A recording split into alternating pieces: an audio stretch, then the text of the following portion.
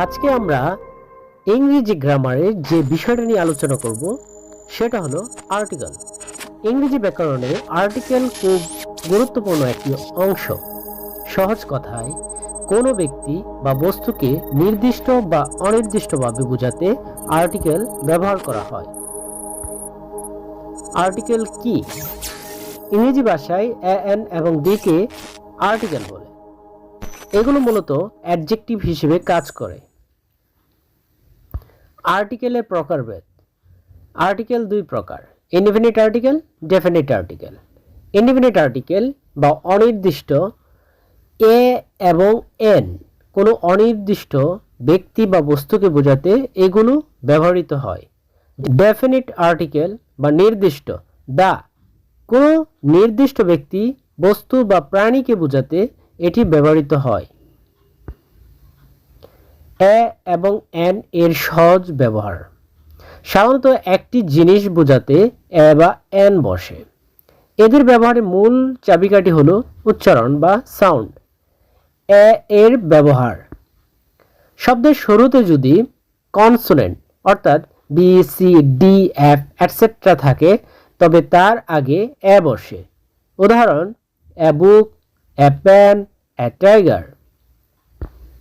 N এর ব্যবহার: শব্দের শুরুতে যদি vowel A, E, I, O, U থাকে তবে তার আগে এন বসে। উদাহরণ: an apple, an egg, an umbrella. কিছু বিশেষ নিয়ম বা ব্যতিক্রম কিছু নিয়ম আছে, সেগুলো আমরা একটু দেখে নিই। শব্দের শুরুতে ভাওয়েল থাকলেও উচ্চারণ যদি ইউ বা ওয়া এর মতো হয় তবে এন না বসে এ বসে। উদাহরণ: এ ইউনিভার্সিটি, এ 1 টাকা নোট।